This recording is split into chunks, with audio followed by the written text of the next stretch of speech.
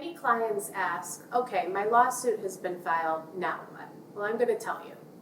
Once your lawsuit is filed, it has to be served upon the defendants. They have to receive notice that they're being sued and why.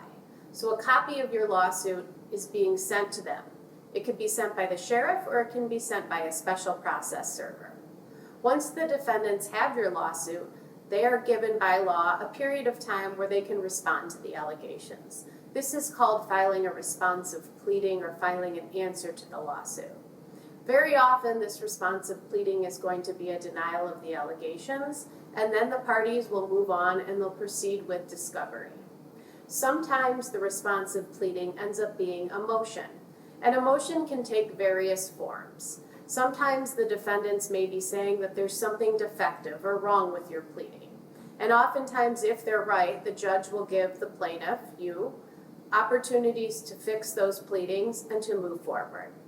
Sometimes the defendants file motions because they think there's some evidence or some legal principle that defeats your claim.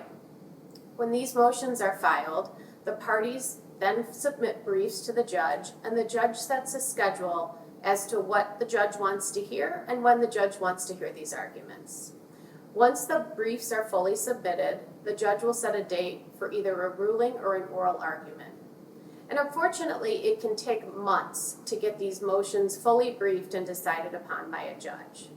But once the judge makes the decision and your case moves forward, you'll then be engaging in the discovery process as well. During the discovery process, both sides can exchange written documents.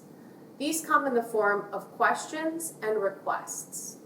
The questions that are exchanged are called interrogatories, and your lawyers may send you a copy of these interrogatories and ask you to review them and to provide some information so that we can begin to answer them and give the defendants the information that they're seeking. Very often when we get these interrogatories, we will have the information that we need to begin to answer these documents, but information and input from the clients help. And at the end of the day, you'll be asked to review the questions and the answers and to sign off under oath verifying that these are the true and accurate answers to these questions. When we receive the requests from the defendant, the requests are asking us to produce documents or evidence or material that we have in our possession. Many times these documents will consist of the materials that you've helped us gather at the beginning of your case. They could be photographs, they could be medical records, or some other pieces of information that you've provided us about you or your loved one's case. Another thing that's often requested is medical records.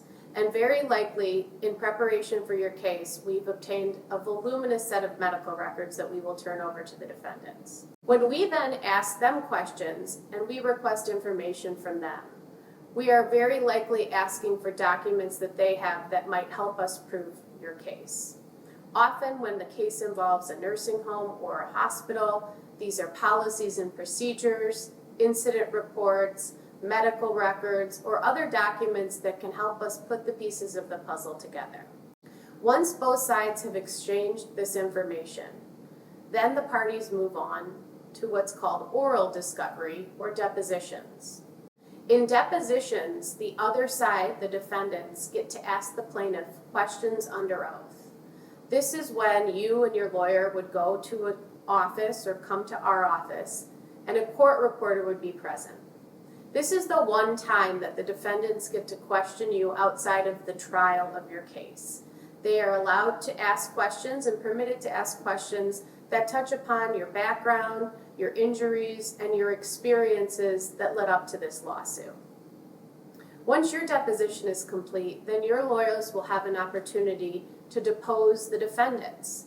This may involve deposing their employees or their managers, or someone from the defendant that knows something about your case. And we will then get the chance to ask questions of them under oath.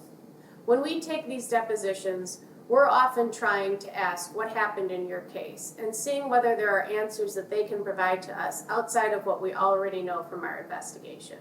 Once this process is complete, very often, if your case is one that warrants it, the parties move on to what's called expert discovery. In expert discovery, both sides have hired expert witnesses that have some sort of specialty or area of expertise that is relevant to your case. The plaintiff first discloses their experts by filing a very detailed and voluminous document outlining our experts' credentials and the opinions that they intend to express at trial in your case. Once these opinions are filed, the other side has the opportunity to then question our experts in a deposition, to ask them questions about their opinions, and to try to obtain information that will be helpful to defending the case. Once the plaintiff's experts are completed, the defendants then have to disclose in writing the doctors or the nurses or the other experts that they have obtained to defend the case. These opinions will be filed and they will outline the reasons that the defendants' experts feel the way they do about the case.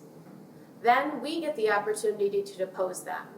And we get them under oath and we ask them why they feel the way they do or why they've opined or given opinions about the subject matters in your case in the way that they've set forth in their disclosures. Once expert discovery is completed, there may be an additional period of time where the judge allows both parties to submit motions to try to narrow the issues in your case before trial. If no motions are submitted, the case gets set for trial. If motions are submitted, there may be another period of motion practice where briefs are submitted and a judge makes a ruling.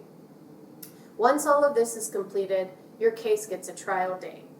When the trial date is established, your lawyers will likely reach out to you to make sure that you can attend and give you an expectation of what they want you to do to prepare for the trial and to participate in the trial.